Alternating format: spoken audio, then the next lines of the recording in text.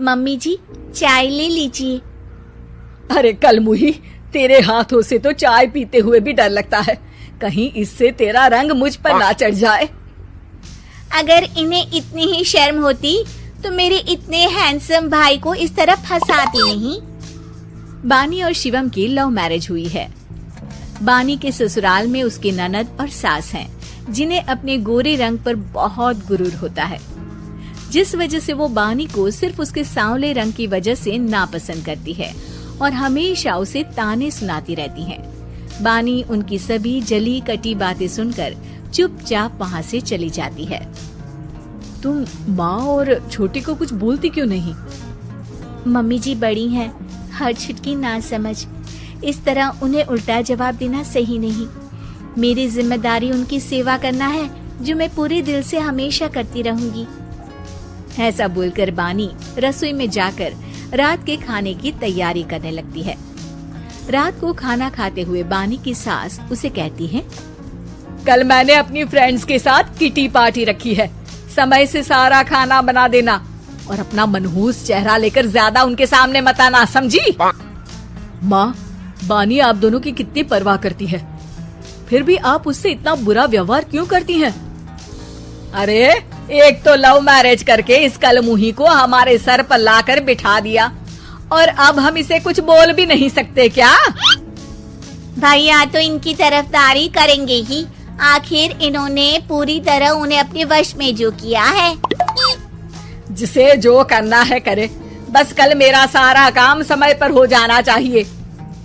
इस पर सब खाना खाकर सोने चले जाते हैं और अगले दिन बानी जल्दी उठकर सास की किटी पार्टी के लिए तैयारियां शुरू कर देती है, जिस पर पार्टी शुरू होने के बाद सास की सहेलियां कहती हैं, अरे वाह री, तेरी बहू ने तो बड़े स्वादिष्ट समोसे बनाए हैं। हाँ भाई, रंग कैसा भी हो, खाना बनाने में बिल्कुल अन्नपूर्णा है। अरे इसकी भी क्या बात करनी, मेरी बेटी से मिलो, इसकी सुंदरता के आगे तो उर्वशी रंभा भी फेल है। उर्वशी रंभा को तो फेल कर देगी, पर क्या अन्नपूर्णा बन पाएगी? अरे इसे काम करने की क्या जरूरत, उसके लिए बानी है तो, और मैं तो इसकी शादी भी किसी नौकर चाकर वाले घर में ही करूंगी। बानी वापस रसोई में चली जाती है और किटी पार्टी चलती रहती है। उसी रात को बानी की सास गुस्से में चिल्लाते हुए अपने कमरे से बाहर निकल कर आती है। हाय रे, चोरी हो गई मेरे पैसे, पक्का इस कलमुही की वजह से हुआ है ये सब। अरे क्या हुआ माँ, कौन सा आसमान टूट गया? अरे आसमान तो उसी दिन टूट गया था जब तू इस कलमुही से शादी करके इसे घर में ले आया था। खुद तो आई ही, अपने साथ साथ मनहूसियत का काला साया भी मेरे घर ले आई। अरे हुआ क्या माँ? अरे मेरी तिजोरी में रखे पैसे कहीं गायब हो गए, सुबह ही देखा, अरे यहीं रखे थे।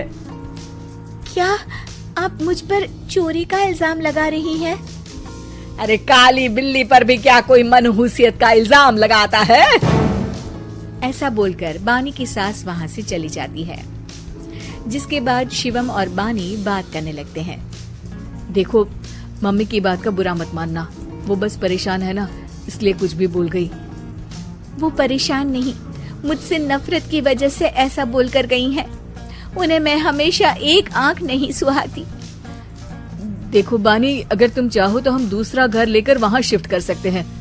आखिर तुमसे प्यार करके तुम्हें अपनी जिम्मेदारी पर इस घर में लेकर आया हूँ, इस तरह टॉर्चर नहीं होने दे सकता। अगर आप साथ हैं तो मुझे किसी चीज की टेंशन नहीं, और आखिर वो हमारी बुजुर्ग हैं, हम उन्हें और छुटकी को इस तरह अकेले छोड़कर कैसे जा सकते हैं? इसके बाद बानी भी अपने कमरे में चली जाती है और अब हर रोज उसकी सास की तिजोरी से पैसे गायब होने लगते हैं। इसी तरह कुछ समय बीत जाता है और वो हर बार हर चीज का इल्जाम बानी पर लगाती है, पर बानी कभी कुछ भी नहीं बोलती। कलमुही नास पीटी, बहू को घर की लक्ष्मी बोलते हैं, ये तो पनौती बनकर आई है, पनौती। एक रात बानी की सास को आधी रात में प्यास लगती है, तो वो पानी पीने रसोई की तरफ जाती है। तभी उसे अपनी बेटी के कमरे में कुछ आवाज सुनाई देती है। हाँ हाँ, मैंने मम्मी की तिजोरी से हर रोज थोड़े थोड़े पैसे निकाल कर हम दोनों के लायक खूब पैसे इकट्ठे कर लिए हैं। और मम्मी आज तक उस सब के लिए भाभी को ही जिम्मेदार समझती है। तुम बस जल्दी से आकर मुझे यहाँ से ले जाओ और हम कहीं दूर जाकर शादी कर लेंगे।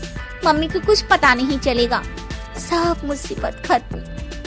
अपनी बेटी की ये सारी बातें सुनकर बानी की सास भौचक्की रह जाती है और अपने कमरे में वापस चली जाती है।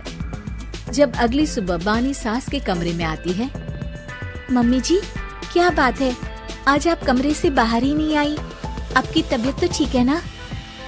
क्या छुटकी कमरे से बाहर आई या तुम उसके कमरे में गई? नहीं नहीं, क्यों, जाना है क्या? मैं अभी चली जाती हूँ। नहीं, कोई कहीं नहीं जाएगा। इस पर वो बानी को साथ लेकर कमरे से बाहर आती है, जहाँ शिवम भी होता है।